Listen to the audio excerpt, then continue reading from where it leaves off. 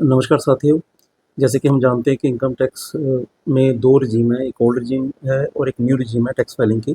तो अभी क्या है कि आजकल मैक्सिमम रिटर्न्स न्यू रजीम में, तो मैं इस वीडियो में न्यू रजीम की बात करूँगा। उसकी बेसिक क्लैरिफिकेशन जो नॉर्मली मेरे को क्लाइंट्स के क्वेश्चन आते हैं, उनके ऊपर हम आज बात करेंगे।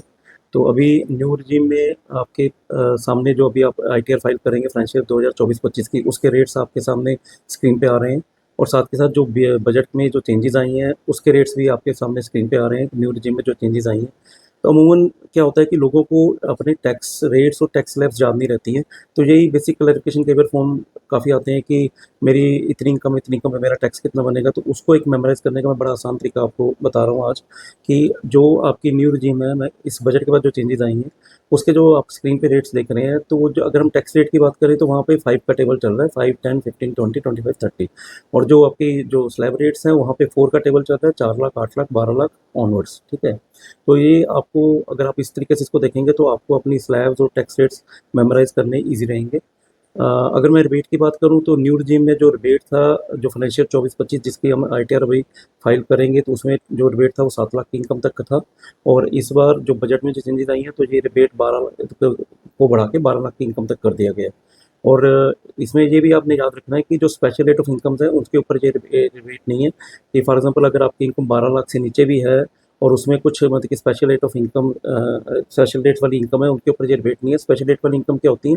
जैसे आपके कैपिटल गेन्स होते हैं, long term, short term capital gains on sale purchase of stock and shares, और म्यूचुअल फंड और प्रॉपर्टी एक्सेट्रा एक्सेट्रा।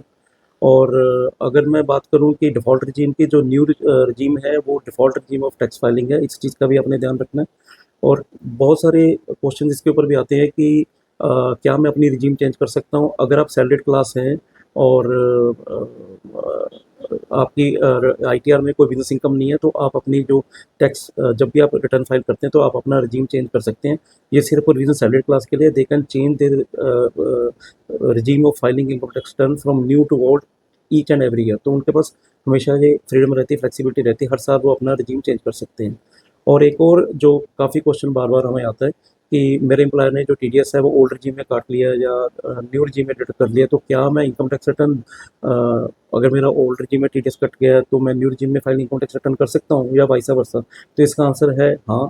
अगर आपके एम्प्लॉयर ने आपका टीडीएस ओल्ड रजीम में या न्यू रजीम में भी डिडक्ट कर लिया, तो भी आप अपनी इनकम टैक्स रिटर्न आप न्यू या ओल्ड रजीम में वाइस वर्सा फाइल कर सकते हैं। तो आशा करता हूँ कि ये इन्फॉर्मेशन आपके लिए वैल्यूबल रहेगी और आप इन प्रोविजंस का ध्यान रखेंगे while filing your income tax returns. Thank you.